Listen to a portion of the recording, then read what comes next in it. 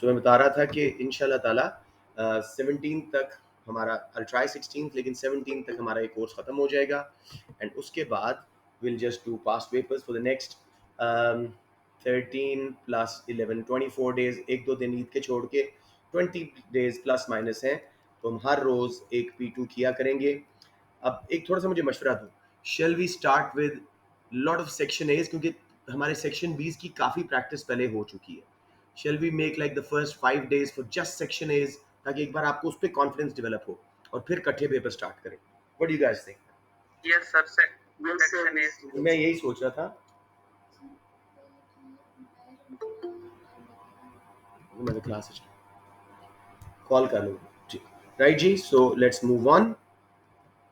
अब हम स्टार्ट करते हैं वहीं प्राइवेटाइजेशन से जहाँ पे हमने छोड़ा था yesterday.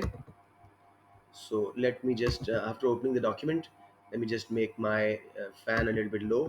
इसकी साउंड की वजह से क्वालिटी में कमी आ रही है मुझे लगता है। राइट जी, here we are. मैं जल्दी से अपना साउंड ऑफ कर रहा हूँ मेरा फैन का।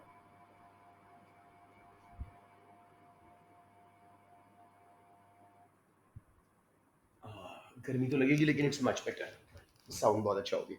सो let's go on to the end of this chapter. हमने सब्सिडीज, मिनिमम मैक्सिमम प्राइसेस, उसके एमसीक्यू के क्वेश्चंस भी देख लिए थे। कल की वीडियो ज़रूर देखिएगा, जिन्होंने मिस की थी मैंने पोस्ट कर दी है। अब देखते हैं जी प्राइवेटाइजेशन एंड नेशनलाइजेशन। प्राइवेटाइजेशन नाम से ही लग रहा है when government businesses are sold to और partly given to private sector firms with the aim of improving efficiency due to their profit motive.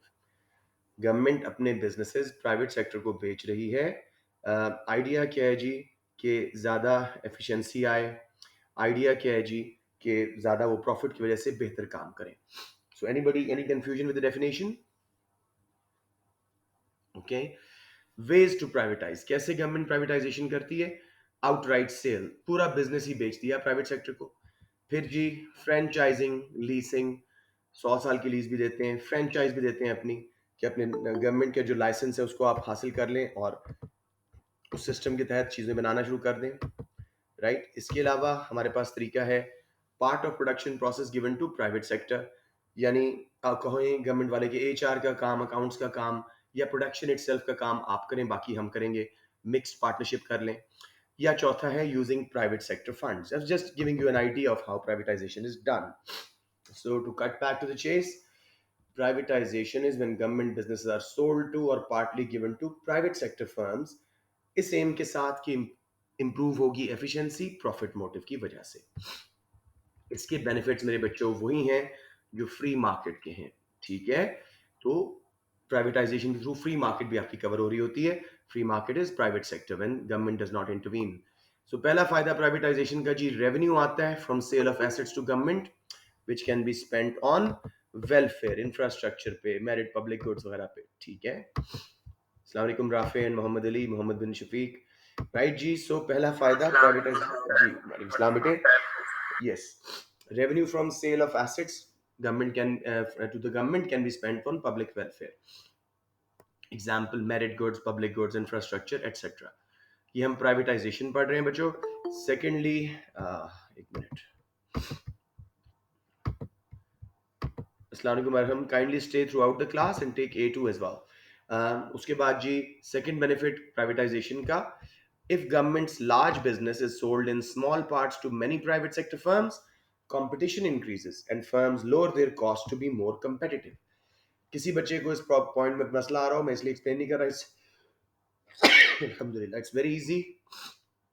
Government अपना बिजनेस, बड़ा बड़ा बिजनेस जैसे पीटीसीएल है फॉर एग्जांपल, छोटे छोटे हिस्सों में तोड़ के अलग अलग फर्म्स को बेचे, तो वही एक बिजनेस की जगह 25-30 फर्म्स, बट सॉरी मुझे एकदम से एलर्जी हुई है, सॉरी। सो गवर्नमेंट अगर अपना बड़ा बिजनेस छोटे छोटे हिस्सों में काट के प्राइवेट सेक्टर फर्म को बेचेगा, तो एक ही बिजनेस की जगह 15-20-25 बिजनेस बन जाएंगे उसी बिजनेस से, और गवर्नमेंट को काफी उस मार्केट में कंपटीशन बढ़ेगा और एज अ रिजल्ट कॉस्ट कम करेंगे। नेक्स्ट थिंग जी, private sector firms work towards profit motive, hence reduce cost of production, again efficiency आती है। शदीद एलर्जी हुई एकदम से। नेक्स्ट जी, private sector may close loss making services and businesses become more leaner and efficient. अब ये डिसएडवांटेज भी है, हो सकता है प्राइवेट सेक्टर बलोचिस्तान में ऐसे इलाकों में जहां इतना प्रॉफिट नहीं है बिजनेस के ब्रांच बंद कर दे, लेकिन फायदा क्या है कि वो अपने बिजनेस को फिट कर रहे हैं, लीन कर रहे हैं, ज्यादा एफिशिएंट हो रहे हैं। सो चारों पांचों पॉइंट्स में हमने क्या देखा है अभी, पांचवा करके वापस आते हैं। Consumer choice and sovereignty will rise. Choice तो आप समझते हैं, कंज्यूमर को प्राइवेट सेक्टर बिजनेस में कंपटीशन है, बहुत ही डिफरेंट मॉडल्स, इनोवेशंस वगैरह मिलेंगी। लेकिन सॉवरेंटी क्या है? सॉवरेंटी इज जी, कंज्यूमर इज ऑल पावरफुल, जो वो चाहे बनेगा। ठीक है, जिस तरह की चीज वो चाहेंगे, जिस क्वालिटी की, जिनके कलर्स में, जिस तरह की पैकेजिंग वो चाहेंगे, उस तरह प्राइवेट सेक्टर उनको करके देगा। साथ में इनोवेशन आएगी, नई नई प्रोडक्ट्स बनेंगी। Private sector latest technology use करता है, अगेन कॉस्ट कम और क्वालिटी ज्यादा। तो इन 5 पॉइंट्स को एक बार पढ़े। मैं जरा let me just get rid of my, एक मेडिसिन ले लूं जल्दी से ताकि ये मेरी एलर्जीज थोड़ी देर के लिए रुक जाए। राइट अदीब, आप भी जरा देखिएगा ये 5 पॉइंट्स प्राइवेटाइजेशन के बेनिफिट पे। I will be back in just couple of minutes.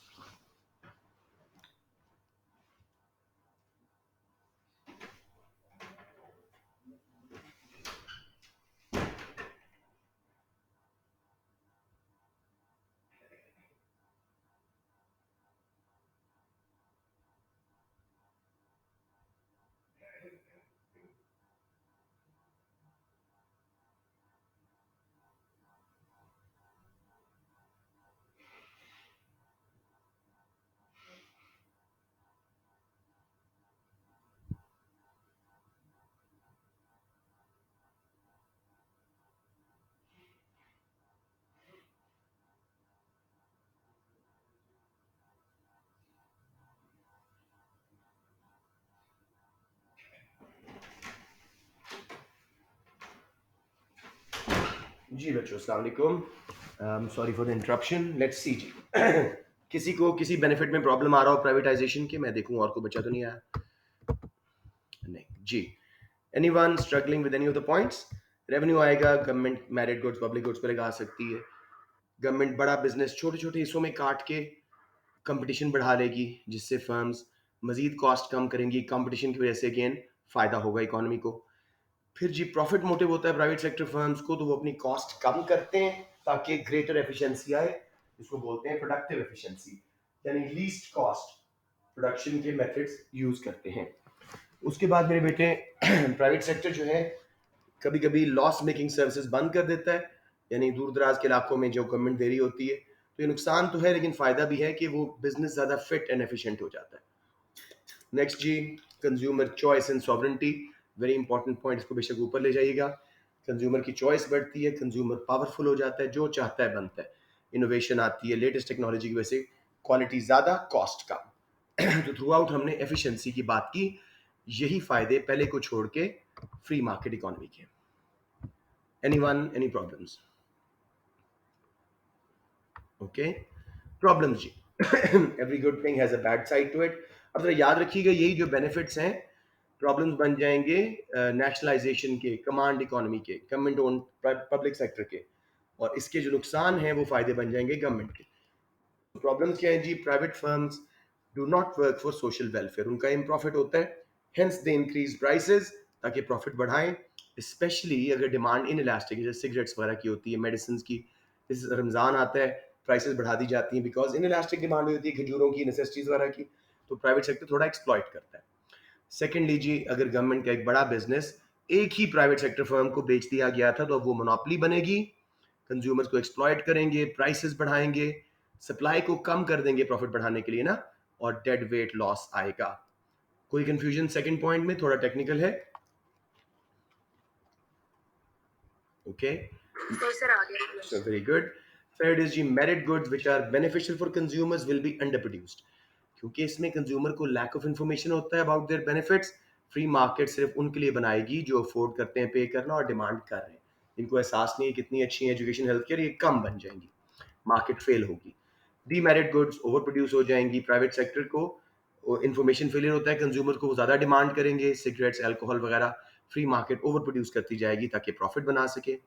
Lastly जी, private sector external cost and benefits को कंसिडर नहीं करता, मसलन पोल्यूशन, या जॉब क्रिएशन बिजनेसेस जो कर रहे होते हैं, वो सारे benefits and cost external third parties को जो जा रहे हैं उनको इग्नोर करेगा। Therefore there will be pollution congestion in a country. Any problems मेरे बेटे? No sir. अब नेशनलाइजेशन के बेनिफिट सॉरी डेफिनेशन देख के आप लोग जो प्रॉब्लम्स थी उनको बेनिफिट्स में कन्वर्ट करोगे प्राइवेट सेक्टर के। So when government takes over private firms in order to produce itself keeping social welfare in mind. So nationalization क्या है? जब गवर्नमेंट प्राइवेट सेक्टर के बिजनेसेस को खरीद लेती है और खुद प्रोड्यूस करती है, आइडिया है सोशल वेलफेयर को बढ़ाया जाए। So I am gonna assign it to one of the kids. Let's see number 1 उनमें पहला वाला प्रॉब्लम, ठीक है, जो प्राइवेट सेक्टर का है प्राइवेटाइजेशन का, उसको नेशनलाइजेशन का, कमांड इकोनॉमी का, पब्लिक सेक्टर का फायदा बनाइए। सर वो गवर्नमेंट क्या करती है, वो प्राइसेस को कम रखती है क्योंकि उनका मोटिव होता है टू प्रोवाइड वेलफेयर। उसकी वजह से खास तौर पे इनइलास्टिक गुड्स जो होती है, सच एज इनइलास्टिक यानी अच्छी गुड्स, नेसेसिटीज, वेरी तो गुड। उनकी वो जो है प्राइसेस को कम करके वेलफेयर। ये देखो, ये कितना प्यारा आंसर था, उम्मे ने बिल्कुल सही हैंडल किया। ऐसे ही बेटे सब बच्चों करो। नेक्स्ट जी शारून, सेकंड वाला आप कन्वर्ट करें problem of privatisation into benefit of nationalisation या कमांड इकोनॉमी। ये थोड़ा सा नेचुरल मोनोपोली का कॉन्सेप्ट है, अगर कर सक रहे हो तो ठीक है, वरना मैं खुद बताता हूँ, कोशिश करें। गवर्नमेंट के पास जो मोनोपोली होती है वो क्या करती है? वापता वगैरह।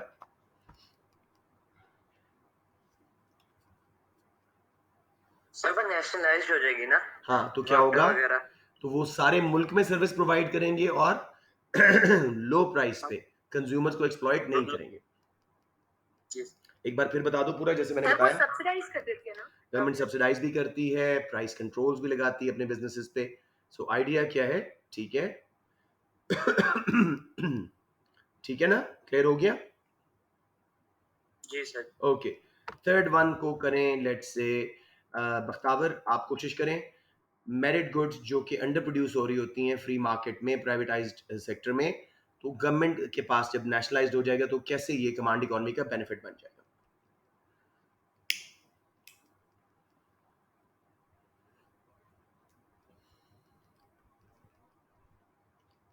जी बख्तावर, मेरिट गुड्स जो कम बन रही थी फ्री मार्केट में, अगर गवर्नमेंट के पास वही बिजनेस आ गया तो फिर क्या होगा? सर वो ज्यादा प्रोवाइड ऑप्टिमम प्रोवाइड करेंगे जिस वजह से। हाँ, ऑप्टिमम क्वांटिटी प्रोवाइड करेंगे। जो जो इन्फॉर्मेशन फिर से कम डिमांड हो रही थी, गवर्नमेंट उससे ज्यादा प्रोवाइड करेगी लो प्राइस पे, सब्सिडाइज प्राइसेस पे, ताकि लोग एजुकेशन हेल्थ केयर लें। बख्तावर आपको समझ नहीं आया था बेटे? Maybe she is not in the meeting. चलें, demerit goods, Maheen Fatima confidence के साथ। डीमेरिट गुड्स जो प्राइवेट सेक्टर में ओवर प्रोड्यूस होती हैं, गवर्नमेंट के पास जब आ जाएगा बिजनेस तो क्या होगा? सर गवर्नमेंट के पास आएगा तो फिर वो अंडर प्रोड्यूस करेंगे। अंडर प्रोड्यूस नहीं बोलना, सोशली ऑप्टिमम लेवल पे बनाएंगे, ठीक है? ताकि सर जो हाँ, इंफॉर्मेशन फेलियर की वजह से जो कंज्यूमर ओवर प्रोड्यूस कर रहे हैं वो उसको फिर मत कंज्यूम करें ज्यादा। आप थोड़ा सा एक वर्ड बेहतर करो, आपने कहा कंज्यूमर ओवर प्रोड्यूस कर रहे हैं। कंज्यूमर ओवर कंज्यूम करते हैं जिसलिए प्रोड्यूसर्स ओवर प्रोड्यूस करते हैं। ओवर कंज्यूम, हाँ, ठीक है ओवर ना, ओवर कंज्यूम कर रहे कंज्यूम। हैं। तो I just reiterate it, demerit goods will be provided in optimal level, at socially optimal level। Sir इस पे जी जी जी जी। कौन सर बचा इस था? पे टैक्सेस की बात कर सकते हैं क्या? टैक्स वगैरह लगा सकते हैं इसको, इसमें कर कर दो, सकते हैं? दूसरा कर दो, लेकिन एंड पे क्या बताना है कि सोशली ऑप्टिमम लेवल पे करके मार्केट फेलियर को रिमूव करना है। ओवर प्रोड्यूस अब ये नहीं हो रही, ओवर कंज्यूम ये नहीं हो रही, गवर्नमेंट कोशिश करेगी कि भाई सही क्वांटिटी में जितनी चाहिए उतनी बनाए, ठीक है ना? जी लास्ट वाला, I give it to Uzair answer. Uzair, private sector external cost and benefits यानी थर्ड पार्टीज पे बुरे असर या अच्छे असर बिजनेस के उनको कंसिडर नहीं करता, पोल्यूशन कंजेशन बहुत बढ़ा देते हैं। गवर्नमेंट के पास आएगा तो क्या होगा?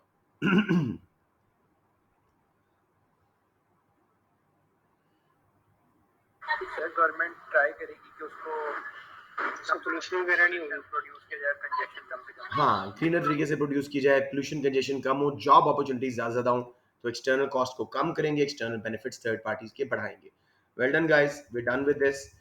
अब थोड़ा सा हम इसी की बेस के ऊपर वही देखो सारा कुछ दोबारा आ रहा है, मैं एक बार पढ़ देता हूँ ताकि आपको समझ आ जाए।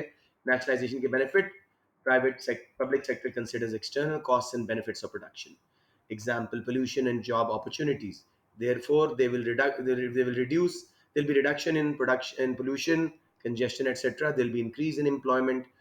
Natural monopolies owned by government are more efficient as there are unlimited economies of scale. वापडा वगैरह पूरे मुल्क में बिजली प्रोवाइड करते हैं, इनको बहुत इकोनॉमीज ऑफ स्केल मिलती हैं, एवरेज कॉस्ट बहुत कम होती है, इसलिए सस्ते बेच सकते हैं. Therefore, they can reduce costs and offer services at low price. Example, WAPTA in Pakistan. Number 3G, government will ensure public utilities, مثلا electricity, heating are provided throughout the country at low prices, even to those who are not able to afford it. Merit and demerit goods are provided in socially optimum quantity as government aims for social welfare, education and healthcare are provided at very low price or even free. Public goods का हम अब कर लेते हैं इसमें add. Public goods such as street lights, defense, lighthouses are non-excludable, non-rival. There's a free rider problem, लिहाजा private sector provide नहीं करता तो गवर्नमेंट टैक्स के पैसे से प्रोवाइड करता है. अलबत्ता फ्री मार्केट के बेनिफिट्स इसके प्रॉब्लम बन जाएंगे. Lack of efficiency due to no incentive of profit. Government businesses often fail to cut costs and make losses. Secondly, government does not provide many luxuries and consumers' choice and sovereignty is compromised. Often public sector firms are run through political interference. Election के पास ज़्यादा चीज़ें बनाई, बाद में कम, election के पास hiring कर ली, बाद में कम, तो वेस्टेज होती है, री एलोकेशन ऑफ रिसोर्सेज खराब होती है. Government may lack funds and not invest in latest technology, may not train workers, efficiency levels may drop. अच्छा जी, अब आ रहे हैं हमारे पास मनान शामी एंड वलीद राना. राइट जी, so very good, let's keep going. इस इंफॉर्मेशन की बेस पे एक 12 मार्क का क्वेश्चन सॉल्व करते हैं. मैं आपके लिए यूनिट इसको मिनिमाइज कर लेता हूँ. यूनिट 1 को दोबारा खोल के उसमें वो सॉल्व हुआ है आपको दिखाना चाह रहा हूँ. 12 मार्क का फ्री मार्केट इकोनॉमी वाला या कमांड इकोनॉमी वाला. अब इसको देख लेते हैं जी.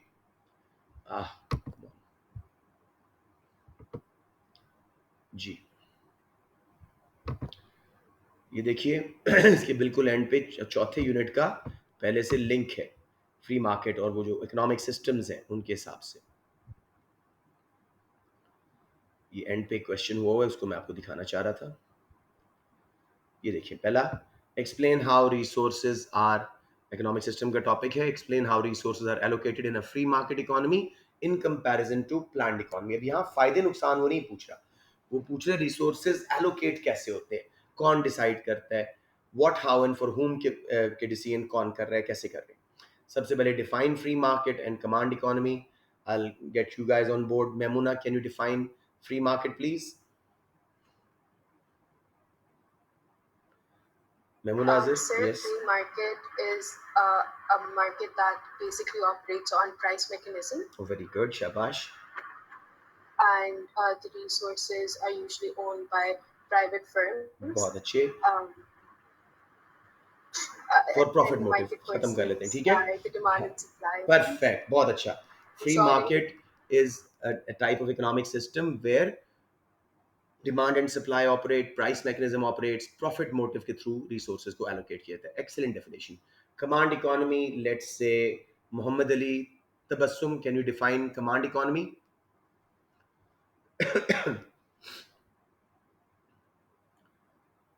मोहम्मद अली, आपका माइक का इशू होता है. हाँ, मोहम्मद अली दूसरे वाले बता दें, क्रेसेंट वाले, शेयर के उस वाले अपना डीपी वाले. मोहम्मद अली बता दें व्हाट इज कमांड इकोनॉमी.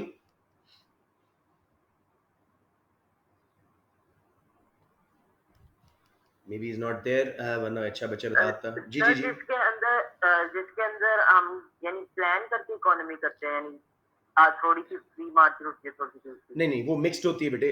हाँ, कॉन्सेप्ट क्लियर करो. ये टोटली कमांड इकोनॉमी है, प्लान्ड इकोनॉमी. कमांड वो होती है जो गवर्नमेंट कंट्रोल करती है और गवर्नमेंट प्लान करती है और गवर्नमेंट ही ओन करती है. Yes, a command economy is an economic system where resources are allocated by public sector. There is no or little private ownership.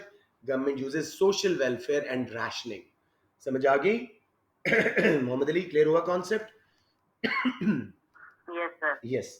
So let's now move on to इनकी definitions के बाद we'll go on to application के 3 marks. Free market कैसे resources allocate करती है.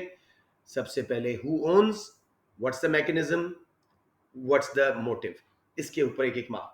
Resources are owned by private individuals and firms. There is no or minimal government intervention.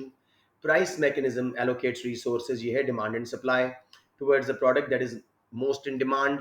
Market forces of demand and supply use resources in an efficient manner due to profit motive. There's a lot of competition which increases consumer sovereignty and choice. However, some goods, merit goods, etc., are underproduced and some public goods are overproduced. Clear हो गया मेरे बच्चे? कोई confusion? जो पीछे पढ़ के आए उसी के हिसाब से। जी जी जी। So यहाँ पे demerit goods are overproduced नहीं आना चाहिए था। मुझसे मुझसे मुझसे मिसप्रिंट हो गया था। डीमेरिट गुड्स और ओवर प्रोड्यूस। थैंक यू यामीन। वैसे पब्लिक गुड्स भी गवर्नमेंट ओवर प्रोड्यूस ही करती है, तो गलत वो भी नहीं है। सो मेरे से मिस टाइप हो गया था, टाइप हो गया था, तो यू राइट ऑन दैट। ठीक है। Next, let's move on to planned economy के 3 marks. Again, who owns? ठीक है. What is the motive and everything? Resources are owned by government. They are allocated through central planning decisions and through rationing mechanism. Rationing क्या है जी? Goods are produced and distributed as per government's directive and given by queuing and political decisions. So very slowly, own कौन कर रहा है? Government. Decide कौन कर रहा है? Central planning authorities या local development authorities. Rationing mechanism चल रहा है। ये क्या है? चीजें बना दी जाए और उसके बाद उनको डिस्ट्रीब्यूट लोगों में कैसे किया जाए? कोटा सिस्टम की बेस पे, या लाइन में लगवा के राशन कार्ड्स के थ्रू, या पॉलिटिकल डिसीजंस के थ्रू कि इतना बलूचिस्तान को मिलना चाहिए, इतना पंजाब को, इतना सिंध को, इतना केपीके को। फिर जी, merit and demerit goods are produced at optimal level. Public goods and utility services are provided with low prices throughout the country. However, lack of profit incentive and competition results in inefficiency and wastages. So the point to be noted here is question was how resources are allocated. पहले सारे बताओ कौन own कर रहे हैं, क्या mechanism है, क्या मोटिव है। So private sector free market में ओनरशिप प्राइवेट है, मैकेनिज्म प्राइस मैकेनिज्म है यानी demand and supply, motive profit है, इसलिए एफिशिएंसी है, चॉइस है, कॉस्ट लो करते हैं, एफिशिएंसी करते हैं। लेकिन डीमेरिट गुड्स ज़्यादा बन जाती है, मेरिट गुड्स कम, पब्लिक गुड्स बनती नहीं है। ये हमने रिसोर्स एलोकेशन 3 मार्क के लिए कर दी। प्लान्ड इकोनॉमी में ओन करती है गवर्नमेंट, डिसाइड कौन करता है? Central planning decision making authorities, prime minister से लेके नीचे तक मिनिस्टर्स तक और ब्यूरोक्रेट्स के थ्रू। फिर उसके बाद जी राशनिंग मैकेनिज्म है, चीज़ें बना के गुड्स एंड सर्विसेज एलोकेट किया जाता है कि किस किस को कितना मिले, या लाइन में लग के लोग क्यूइंग की बेस पे लें राशन कार्ड के ऊपर, या फिर गवर्नमेंट डिसाइड करती है इतना इतना माइनॉरिटीज़ का है, इतना फलाने का, इतना फलाने का। मेरिट एंड डीमेरिट गुड्स सही तादाद में बनेंगी, पब्लिक गुड्स एंड यूटिलिटीज बिजली वगैरह through out the country low price पे या टैक्स के पैसे से मिलेंगी। However, lack of profit incentive and competition results in inefficiency and wastages. एक मैंने आप लोगों को होमवर्क दिया था which very few kids submitted, तो आज उसको हम देख लेते हैं। Bad, good to see. अच्छा जी, discuss if a free market economy is always to be preferred over planned economy. तो मार्क स्कीम मुझे कोई बच्चा बताएगा?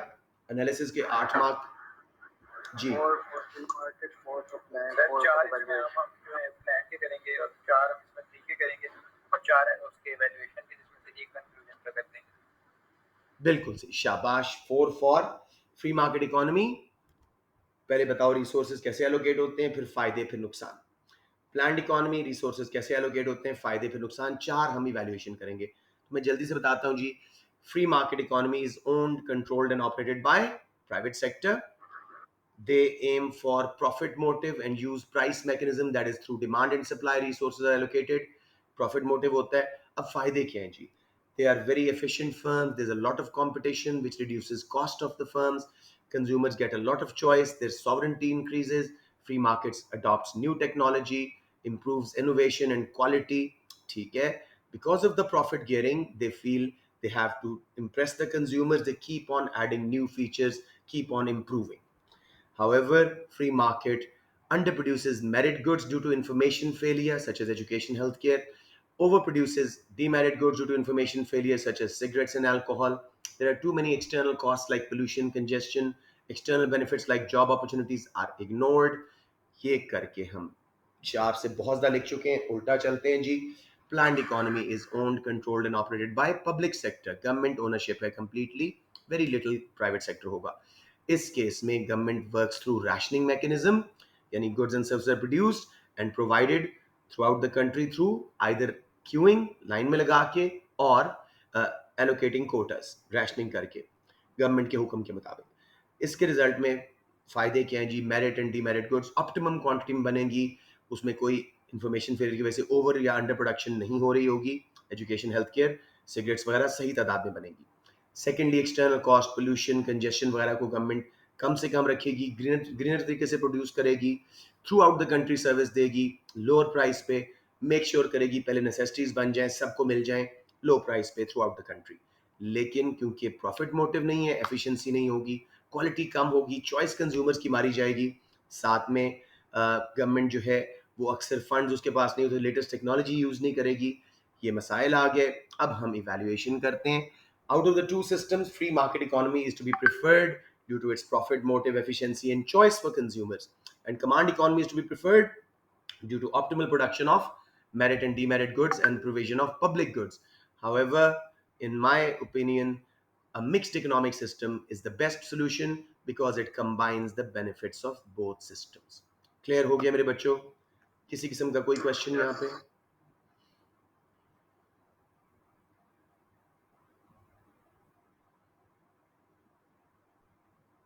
सर रैशनिंग का कॉन्सेप्ट एक दफा दोबारा से बता दें। रैशनिंग में मैं आपको आसान एग्जांपल देता हूँ। I am the government, you guys are all ministers. मैं चाहता हूँ अवाम तक चीज़ें पहुँचे। मैंने आटे की लेट्स से 500 बोरियां प्रोड्यूस की हैं, 500 बैग्स ऑफ फ्लोर। आप मेरी मिनिस्टर हैं फूड एंड फूड की, तो मैंने आपको पंजाब के लिए 150 बोरी दे दी। अमन रजा मेरे मिनिस्टर हैं फूड के सिंध के लिए, उनको मैंने, सिंध में पॉपुलेशन ज़रा कम है, 90 बोरियां दे दी। बलूचिस्तान में और कम है, 50 दे दी। KPK में 100 दे दी, बाकी मैंने अपने बफर स्टॉक में रख दी। अब मैंने कहा इस तरह डिस्ट्रीब्यूट कर दो, या मैंने कहा राशन कार्ड दो लोगों को, लाइन में लगवाओ, जो पहले आया उसको आटा मिल गया, जो बाद में आया उसको नहीं मिला। Now you get the point? जी सर, अब समझ आ रही है, थैंक यू। वेरी गुड जी बेटे। Any other questions? We done with micro. सबको क्लियर है? एक बार difference between merit good and public good बता दें। मेरिट गुड पब्लिक गुड भी कुछ दिनों पहले पढ़ा है, मैंने वीडियो भी लगाई, याद है ना आप? नो सर, हसन सर नहीं, लाइक डिफरेंस से इसका बता दें। मैंने आज ही ना एक क्वेश्चन किया तो उसमें था कि what is the difference between merit and public good. तो बहुत आसान है। सबसे पहले पब्लिक गुड्स की यहाँ डेफिनेशन है, ये देखो। Public goods, sorry public goods, ये एक सेकंड जी, को बच्चा आ रहा है, मैं उनको एंट्री दे दूं। Alright, public goods are non excludable, that is once they provided no one can be stopped from consuming them. They are non rival, यानी consumption by one consumer does not reduce their availability for others. ठीक है, for example street lights, defence, lighthouse etcetera, national and radio and TV broadcasting. फिर जी, free market cannot charge a price for them due to above characteristics. Hence there is a free rider problem, यानी some people benefit from them without paying. इसलिए government tax के पैसे से provide करती है, free goods नहीं होती, वो सनलाइट वगैरह होती है। फिर आगे बेटे, आपने मेरिट गुड पूछा था ना? Yes sir. या तो अब आ गई जी हमारे पास मेरिट गुड्स। किधर गई किधर गई किधर गई? प्राइवेट गुड्स, मैंने कुछ शायद, हाँ मैं डीमेरिट गुड्स, उसके बाद मेरिट गुड्स। समवेयर में मैंने, हाँ मेरिट गुड जी, they are beneficial for consumer but he under estimates their benefit due to lack of information, hence demand is less than it should be and market fails as they are under consumed and under produced. अब इसमें आपने बताना है कि merit goods are private goods की category, they are excludable once they are provided, people can be stopped from consumption by charging price. Secondly, they have rivalry का issue, एक बंदे ने कंज्यूम किया, दूसरे के लिए नहीं बची, बेनिफिट खत्म हो गया, कम हो गया, इसलिए इसमें फ्री राइड नहीं है, जो पे करेगा वो बेनिफिट करेगा। ये प्राइवेट गुड्स है। और मसला क्या, इन्फॉर्मेशन फेलियर की वजह से ओवर प्रोड्यूस हो रही है।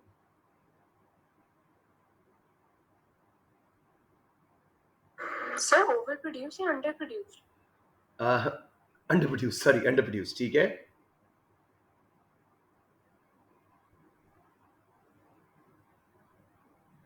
जी बच्चे, समझ आ गया आसान? Yes sir. Okay, so we're done with micro. Any question on the whole of micro is welcome. All right, इसको मैं बंद कर रहा हूँ and let's go on to macro now ji. National Income Determination PDF Part 1, ये हमारा पहला chapter जिसमें हम एग्रीगेट डिमांड, एग्रीगेट सप्लाई को पढ़ते हैं। जरा अच्छी तरह समझते जाओ क्योंकि इसके बाद रिवाइज नहीं होगा, अब सिर्फ पास पेपर्स होंगे। नेशनल इनकम डिटर्मिनेशन, सबसे पहले हमारे पास नेशनल इनकम को मेजर करने के लिए, जानने के लिए, मापने के लिए कौन कौन से मेथड्स हैं। उसमें हमारे A1 में हम सिर्फ जीडीपी देखेंगे, ग्रॉस डोमेस्टिक प्रोडक्ट। डीडीपी लिखा गया है, GDP gross domestic product. It is the total money value of all goods and services produced with in the geographical boundaries of a country over a year. GDP per capita या पर head हम कैसे बनाते हैं? It's the average income of a country citizens. GDP पर head का formula है, GDP को डिवाइड कर दो पॉपुलेशन से, आबादी से डिवाइड कर दो, ये पर हेड जीडीपी बन जाता है। किसी को यहां तक मसला? आज मैं थोड़ा सा टाइम लेके रियल का कॉन्सेप्ट आपको अच्छा करना चाह रहा हूं, कई बच्चों को यहां प्रॉब्लम है। एक है जी नॉमिनल, यानी obvious figure, money figures. Nominal GDP is the total money value of all goods and services produced within the geographical boundaries of a country over a year. This is measured at current year prices. जो current year में prices हमने उठा के लगा दी. It includes inflation. इसमें महंगाई शामिल है. जबकि real GDP क्या है? It's measured at base year prices and is adjusted for inflation. इसमें से inflation का effect निकाल दिया. और हम formula क्या use करते हैं? Nominal GDP को divide कर देते हैं deflator से. अब deflator क्या है? करंट ईयर प्राइस इंडेक्स, वो कंज्यूमर प्राइस इंडेक्स जो है, divided by base year price index. अब इसमें शायद एग्जांपल भी यहाँ दिया हुआ है। Current year price index is calculated at current year prices and base year price index is calculated at base year prices. Example से समझ आएगा। 2019 में एक कंट्री का नॉमिनल यानी मनी जीडीपी वाज 100 मिलियन। 2020 में ये बढ़ के 120 पे चला गया, लेकिन 2019 में 10% की महंगाई भी थी। उसको हम कैसे एडजस्ट करेंगे? रियल जीडीपी के लिए 120 जो अब नॉमिनल जीडीपी है उसको डिवाइड करेंगे डिफ्लेटर से, which is current year price index, यानी जितनी महंगाई 10% आ गई 100 में ऐड कर दो। इस ईयर में तो हमेशा 100 होता है ना इंडेक्स नंबर, तो बेस ईयर के 100 में 10% महंगाई ऐड करो, 110 divided by base year price index 100, 1.1 deflator आया। 120 से जब हमने 1.1 को डिवाइड किया तो आंसर आया 109, यानी महंगाई निकाल के असल जीडीपी 100 से 109 पर गया था, नॉट 120। वो महंगाई ने हमें इल्यूजन दिया था। बेटे समझ आ गया? ये कैलकुलेट करना आ सकता है आपको एमसीक्यूज वगैरह में। बताइए मुझे जल्दी से। सर दोबारा समझा दें। श्योर बेटे। देखो रियल जीडीपी क्या है, जिसमें से हमने इन्फ्लेशन का इफेक्ट निकाल दिया। ठीक है, कैसे निकालते हैं? डिफ्लेटर का फॉर्मूला यूज करके। नॉमिनल जीडीपी यानी मनी जीडीपी को डिवाइड करके डिफ्लेटर से। अब डिफ्लेटर क्या है? Current year price index over base year price index. अब एग्जांपल में हमने देखा 100 मिलियन था जीडीपी 2019 में एक कंट्री का, 2020 में नॉमिनल जीडीपी बढ़ के 120 पे चला गया। बज़ाहिर लगा 20 मिलियन की extra goods and services value की प्रोड्यूस हुई है, जबकि 10% महंगाई थी, सिर्फ वो चीजें ज्यादा महंगी हुई थी, उतनी चीजें बनी नहीं थी। तो हम कैसे कैलकुलेट करेंगे? करंट ईयर प्राइस इंडेक्स अब 10% महंगाई के बाद 100 से जंप करके 110 पे गई। बेस ईयर प्राइस इंडेक्स हमेशा 100 होती, डिवाइड किया 110 को 101 से, तो आंसर आया 1.1। 120 नॉमिनल जीडीपी को डिवाइड किया डिफ्लेटर से 1.1, तो आंसर आया 109.09 मिलियन, यानी सिर्फ 9 मिलियन 0.09 मिलियन की एक्स्ट्रा गुड्स एंड सर्विसेज बनी है। बाकी हमें महंगाई की वजह से लग रहा था कि इतनी ज्यादा तरक्की हुई है। Now you got it? Yes sir.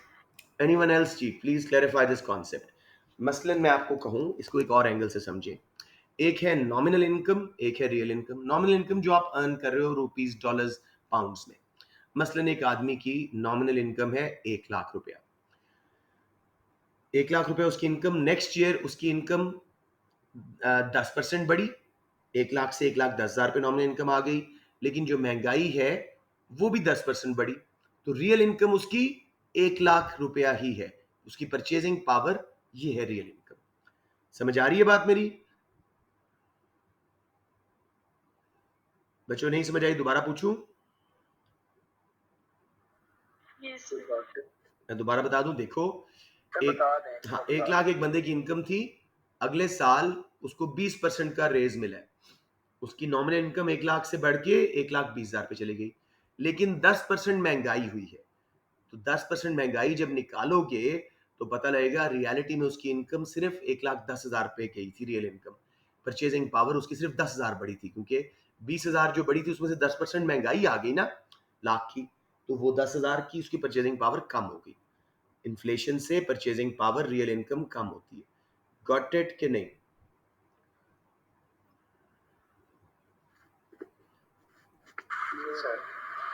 Okay जी, सबको क्लियर है? तो let's move on. Aggregate demand, one of the most important topics macro का, और ये आपको पॉलिसीज में यूज करना होगा, ये आपको डिमांड पुल इन्फ्लेशन में यूज करना होगा, हर चीज में। सो एग्रीगेट डिमांड क्या है जी? टोटल डिमांड या spending on goods and services produced with in a country over a year.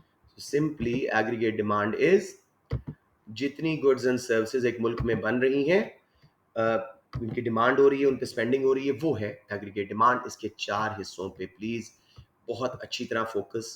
C plus I plus ji plus x minus M, इसका जो फॉर्मूला है। C स्टैंड फॉर कंजम्पशन, जो हम लोग करते हैं, household. I stand for investment, जो firms करती हैं। G stand for government spending. और X minus M net exports, यानी exports value minus imports value, number नहीं वैल्यू। बेटे चारों हिस्से समझ आ गए एग्रीगेट डिमांड के? Yes sir. एक्सीलेंट। किसी को ना प्रॉब्लम हो रही हो यहाँ पे तो बता दें मुझे। It's a very critical concept, मैं इसको खराब नहीं करना चाह रहा आपका किसी का। Okay, why does aggregate demand curve supply slope downward? ये एमसीक्यू है, अभी हमारे 10 मिनट लग जाएंगे। Shall we skip it for when the P1 comes? अभी छोड़ दें इसको? Yes sir. इसके मोटिव्स हम इंशाल्लाह बाद में करेंगे। उसके बाद जी shifts of aggregate demand curve, ये आपका ऑफ कोर्स ऐसे का क्वेश्चन है। क्यों एग्रीगेट डिमांड कर्व बाहर शिफ्ट होगा या अंदर? प्राइस लेवल चेंज से ऑन द कर्व मूवमेंट आता है, जैसे प्राइस चेंज का डिमांड कर्व पे मूवमेंट आता है। ये कंट्री पूरे की एग्रीगेट डिमांड है, बात वही है। इस केस में बाहर या अंदर शिफ्ट होगा, कोई और फैक्टर चेंज होगा जिससे C प्लस आई प्लस जी प्लस एक्स माइनस एम में इफेक्ट आए, उससे शिफ्ट होगा। तो देख लेते हैं कंजम्पशन के वही ईडीपैम्स वाले फैक्टर्स हैं। Incomes, direct taxes, interest rates, population, future confidence in consumers. Advertisement media वगैरह छोटे हैं, सब्स्टिट्यूट उनको हमने छोड़ दिया। सो बेसिकली आप लोग मुझे बताते जाओ, इनकम्स बढ़े तो एग्रीगेट डिमांड कर्व किधर शिफ्ट होगा? राइटवर्ड। डायरेक्ट टैक्सेस कम हो, डिस्पोजेबल इनकम बढ़ेगी, राइट पे। इंटरेस्ट रेट कम हो, किधर शिफ्ट होगा? क्योंकि कॉस्ट ऑफ बोरोइंग कम है, रिटर्न ऑन सेविंग कम है, लोग सेव कम कर रहे हैं, स्पेंड ज्यादा कर रहे हैं। पॉपुलेशन ज्यादा हो जाए तो बाहर शिफ्ट होगा। आखिरी वाला, फ्यूचर कॉन्फिडेंस लोगों का बहुत अच्छा है कि हमारी इनकम्स बढ़ने वाली है, बाहर शिफ्ट हो जाएगा। Excellent, perfect. इन्वेस्टमेंट जी, इन्वेस्टमेंट इकोनॉमिक्स में बोलते हैं जब फर्म्स कैपिटल गुड्स पे स्पेंड करती हैं, ठीक है, यानी roads, capital, machinery, plants, factories, everything, ठीक है। इसके भी फैक्टर्स देख लो, ये बेसिकली थोड़े से सप्लाई वाले हैं, लेकिन दोबारा देख लेते हैं। Interest rate, interest rate come, cost of borrowing come, firms invest करेंगी, एग्रीगेट डिमांड कर्व आय के इंजेक्शन की वजह से बाहर जाएगा। सब्सिडीज, गवर्नमेंट ने सब्सिडीज दी, लॉन्ग रन में एग्रीगेट सप्लाई शिफ्ट होगी, लेकिन फिलहाल एग्रीगेट डिमांड कर्व राइट पे शिफ्ट होगा। और शॉर्ट रन के एग्रीगेट सप्लाई भी सब्सिडीज दोनों का फैक्टर है। फ्यूचर कॉन्फिडेंस फर्म्स को ज्यादा है, कौन बच्चा बताएगा इन्वेस्टमेंट ज्यादा करेंगी या कम करेंगी? फर्म्स को लग रहा है ज्यादा करेंगी, राइट पे शिफ्ट हो जाएगा। पॉपुलेशन बढ़ जाए तब भी फर्म्स को ज्यादा प्रोड्यूस करना है, इन्वेस्टमेंट ज्यादा। गवर्नमेंट स्पेंडिंग, इनडायरेक्ट टैक्स नहीं आएगा? इनडायरेक्ट टैक्सेस से अगर लग जाए तो इन्वेस्टमेंट कम होती है, लेकिन बेसिकली वो एग्रीगेट सप्लाई का फैक्टर है, इसलिए मैं उसको एग्रीगेट डिमांड में मिक्स नहीं करना चाह रहा आप लोगों को, ठीक है? Yes, I know this little bit of a hitch here, short run long run का, तो इसको सिंपल रखो थोड़ा सा। गवर्नमेंट स्पेंडिंग जी, गवर्नमेंट पॉलिटिकल रीजन से स्पेंड करती है। आप मुझे बताएं, इलेक्शन पास आ गया है, गवर्नमेंट स्पेंडिंग पे क्या असर पड़ेगा और एग्रीगेट डिमांड पे क्या असर पड़ेगा? बढ़ जाएंगे, राइट पे शिफ्ट हो जाएगा, गुड। यस, रिसेशन में ज्यादा स्पेंड करेंगे, जब पब्लिक गुड्स, मैरिट गुड्स की नीड ज्यादा है तब ज्यादा स्पेंड करेंगे। बूम पीरियड में गवर्नमेंट कम स्पेंड करेगी। क्लियर हो गया? Fiscal policy, monetary policy, fiscal policy mainly, ठीक है। उसके बाद जी net exports, exports value minus imports value, इसके फैक्टर जरा फर्क है। एक्सचेंज रेट हमने बहुत दफा पढ़ चुका है, currency of one countries currency in terms of another, उसकी प्राइस। सो बेसिकली अगर एक्सचेंज रेट गिरता है, एक्सपोर्ट सस्ती होंगी, उनकी डिमांड बढ़ेगी, इंपोर्ट्स महंगी होंगी, उनकी डिमांड गिरेगी। एक्स माइनस एम में injection, aggregate demand curve rights पे शिफ्ट। अगर एक्सचेंज रेट रीवैल्यू करती है गवर्नमेंट या अप्रिशिएट होता है ऑटोमेटिकली डिमांड सप्लाई के थ्रू, तो उससे एग्रीगेट डिमांड लेफ्ट पे शिफ्ट होगी क्योंकि एक्सपोर्ट्स महंगी हुई और इंपोर्ट्स सस्ती हुई। ठीक है जी। प्रोटेक्शनिज्म, अगर government trade barriers, tariff quotas, export subsidies लगा रही है मुझे कोई बच्चा बताएगा नेट एक्सपोर्ट्स पे क्या असर पड़ेगा और एग्रीगेट डिमांड पे क्या असर पड़ेगा? एग्रीगेट डिमांड बाय शिफ्ट हो जाएगी, बहुत अच्छे, क्योंकि एक्सपोर्ट सस्ती कर दोगे आप सब्सिडीज देके और टैरिफ वगैरह कोटास लगा के इंपोर्ट्स कम करवा दोगे। Relative quality of exports and imports quite easy to understand. अगर हमारा एक्सपोर्ट्स की क्वालिटी अच्छी हो रही है, जो इंपोर्ट हम करें उनकी क्वालिटी गिर रही है, तो एक्स माइनस एम में इंजेक्शन आएगा एंड वाइस वर्सा। इन्फ्लेशन हुई, कौन बच्चा मुझे बताएगा नेट एक्सपोर्ट्स पे क्या असर पड़ेगा? सर कम हो जाएगी और बहुत अच्छे, एक्सपोर्ट्स महंगी, इंपोर्ट सस्ती, एक्स माइनस एम लेफ्ट पे शिफ्ट होगा। डिफ्लेशन हुई तो एक्सपोर्ट्स सस्ती, इंपोर्ट्स महंगी, राइट पे शिफ्ट होगा। किसी को यहाँ प्रॉब्लम आ रहा हो एक्सचेंज रेट, इन्फ्लेशन, डिफ्लेशन में बच्चे कंफ्यूज होते हैं, मुझे बता दें। सर इन्फ्लेशन में कौन है इरास, आप हैं? नहीं सर, माही। ओके बेटे बताओ मुझे, इन्फ्लेशन जब हमारे मुल्क में ज्यादा हो बाहर के मुल्कों से, तो हमारी एक्सपोर्ट्स जो हम बना बना के बाहर बेच रहे हैं उनकी प्राइस पे क्या असर पड़ेगा? सर एक्सपेंसिव, उनकी डिमांड पे फॉल। एक्स वाला इलाका गिरा, एक्स वाला कंपोनेंट गिरा। इंपोर्ट्स हमें कैसी लगेंगी? हमारे मुल्क में महंगाई है, बाहर इतनी नहीं है, सर चीपर, तो हम इंपोर्ट्स क्या करेंगे, ज्यादा खरीदेंगे या कम? ज्यादा। तो एक्स माइनस एम हमारा नेगेटिव हुआ, एग्रीगेट डिमांड लेफ्ट पे। समझ आ गई? Yes. Good girl, good girl. Let's move on now to ये पहला वाला मेरे ख्याल खत्म हो गया डॉक्यूमेंट। जी जी जी। आपने एक फैक्टर बताया था ना कि जैसे अगर गवर्नमेंट की वैल्यू करती है हमारा एक्सचेंज जी रेट जी एप्रिशिएट होता है, जी तो आपने काउंटर इफेक्ट बताया था जिसकी वजह से हमें कोई जी बेटे, वो होता है जे कर्व इफेक्ट। अच्छा नहीं, आप बात कर रहे हो काउंटर इफेक्ट, इन्फ्लेशन वगैरह, यू नो, अगर दूसरे कंट्री अगर डिवैल्यू कर दें समथिंग लाइक दैट, वो यहाँ पे हम नहीं कर रहे, वो इवैल्यूएटिव पॉइंट होते हैं। समझ आ गई? ठीक है। यस, गुड गुड क्वेश्चन दो। Let's move on to second PDF. मैं जरा स्पीड में करवा रहा हूँ क्योंकि आप लोगों ने किया हुआ है, तो इंशाल्लाह इतना मसला नहीं होना चाहिए, बहुत आसान है ये। अब आ गया जी national income determination, aggregate demand and aggregate supply analysis, यानी नेशनल इनकम कैसे डिटर्मिन होती है। सिंपली जैसे एक मार्केट में प्राइस एंड क्वांटिटी डिटर्मिन होती है डिमांड सप्लाई के थ्रू, पूरे कंट्री में होती है through you know interaction of aggregate demand and aggregate supply, वो price level and real GDP बनता है। सो एग्रीगेट सप्लाई की डेफिनेशन, टोटल सप्लाई और output of all goods and services produced in a country over a year. ठीक हो गया? कोई confusion? No sir. No sir. Very good. So it's a total supply of all goods and services produced in a country over a year. Short run aggregate supply पहले पढ़ते हैं। देखो ऊपर जा रहा है प्राइस लेवल, लेबल देख लो, price level real GDP, पूरा मैक्रो का है, तो हमने प्राइस की जगह प्राइस लेवल यानी इन्फ्लेशन, और आउटपुट जो है वो जीडीपी होती है हमारी, रियल जीडीपी इन्फ्लेशन से एडजस्टेड।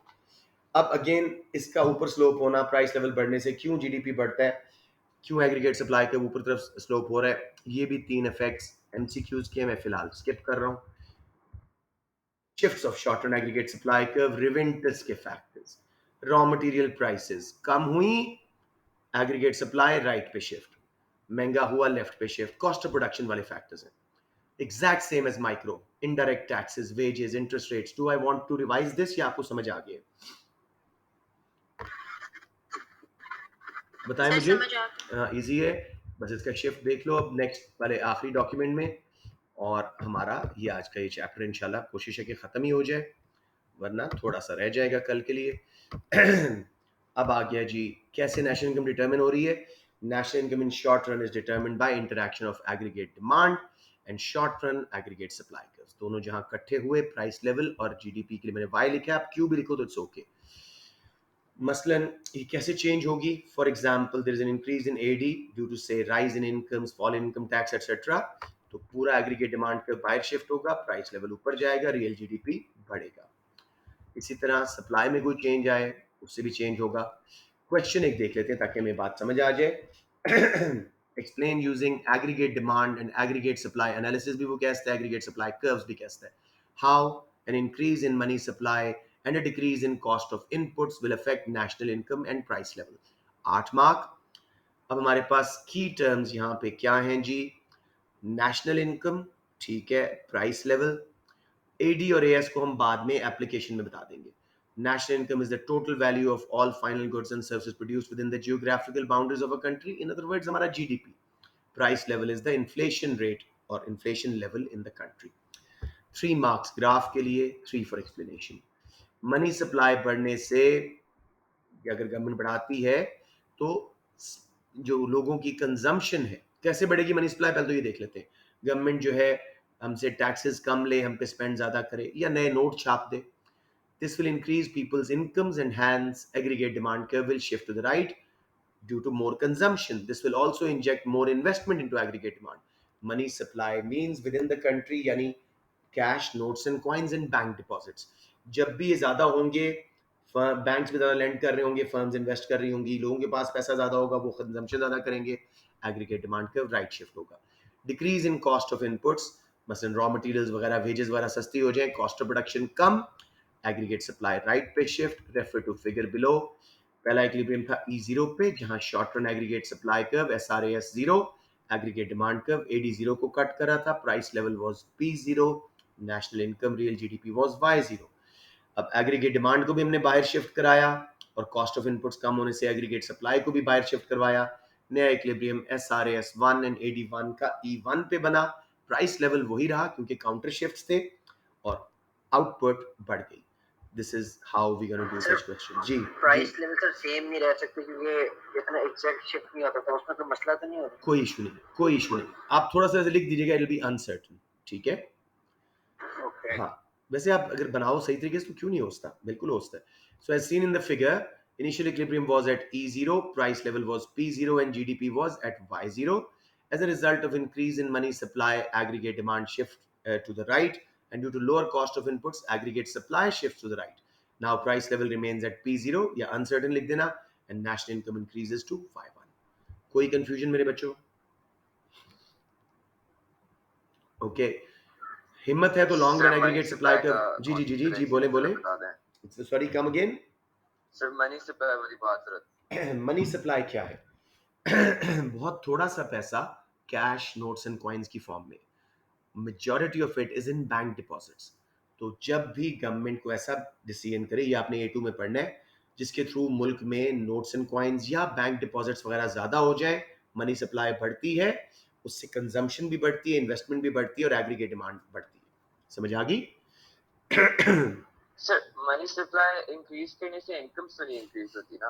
बिल्कुल होती है मेरा बेटा. उससे एग्रीगेट डिमांड नहीं नहीं, बिल्कुल होती है. एक मिनट समझिए इसको शयान. मनी सप्लाई बढ़ाने का एक तरीका है कि गवर्नमेंट हम पे स्पेंडिंग ज्यादा कर रही है और हमसे टैक्स कम ले रही है. टैक्स कम लिए, उससे भी इनकम्स बढ़ी. हम पे स्पेंडिंग की, उससे जॉब्स क्रिएट हुई, उससे भी इनकम्स बढ़ी. समझ रहे हो? दूसरा तरीका है बैंक्स के थ्रू लेंडिंग ज्यादा करवा के, उससे भी लोग लोन ज्यादा ले पा रहे हैं, उनकी परचेजिंग एबिलिटी बढ़ रही है, फर्म्स इन्वेस्ट ज्यादा कर रही हैं, उससे जॉब्स क्रिएट हो रही हैं, अगेन इनकम्स बढ़ रही हैं. फॉलो कर रहे हो? Yes sir. या गुड क्वेश्चन. दो मैं ख्याल में 6 मिनट में करवा दूं लॉन्ग रन एग्रीगेट सप्लाई, ताकि हमारा पहला चैप्टर निकल जाए और हम इन्फ्लेशन पे जाएं कल की क्लास में. बताएं मुझे जल्दी से. Sure sure sure sure. Long run aggregate supply ये क्या है जी? इसके 3 हिस्सों में हमने ड्रॉ करना होता है. Initially perfectly elastic horizontal straight line. As economy is below full employment और इनसाइड देयर पीपीसी, आसानी से सप्लाई बढ़ सक रही है, लेबर, लैंड, कैपिटल खुले अवेलेबल है, कोई शॉर्टेज नहीं रिसोर्सेज की. Then it becomes inelastic as the economy reaches close to full employment या close to their PPC. As there is shortage of resources, मसलन skilled workers नहीं मिल रहे, fertile lands अब नहीं, अच्छा machinery नहीं मिल रही. At the end it becomes perfectly inelastic as we are on full employment or on PPC. ये theory समझ आई है आपको इसके 3 हिस्सों की? Yes sir. अब बना हुआ देख लेते हैं जी. साथ मैंने पीपीसी भी बनाया हुआ है. पहले हम बिलो फुल एम्प्लॉयमेंट पे perfectly elastic curve, price level label, real GDP label, हम यू पॉइंट पे थे. फिर हम नियर फुल एम्प्लॉयमेंट आ गए बी पॉइंट पे नियर पीपीसी. फिर परफेक्टली इनइलास्टिक हो गया, हम पीपीसी के ऊपर है, फिजिकली सप्लाई नहीं बढ़ सकती. तो इसको 3 हिस्सों में बनाना है. पहले परफेक्टली इलास्टिक, फिर इनइलास्टिक और फिर परफेक्टली इनइलास्टिक, बिकॉज हम अपने फुल एम्प्लॉयमेंट लेवल के पास पास पास और फिर फुल एम्प्लॉयमेंट पे आ गए. गॉट इट बच्चों?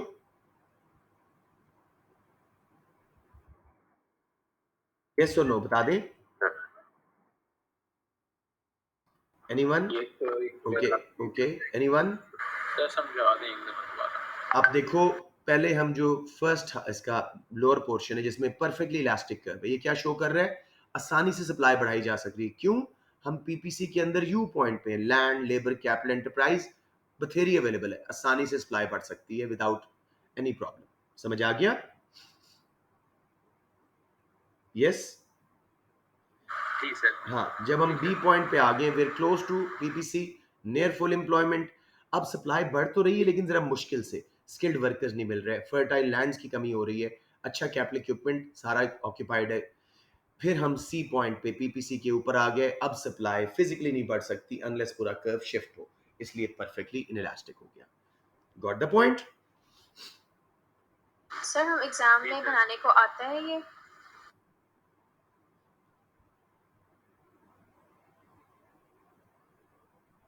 सॉरी, बिल्कुल आता है बेटे।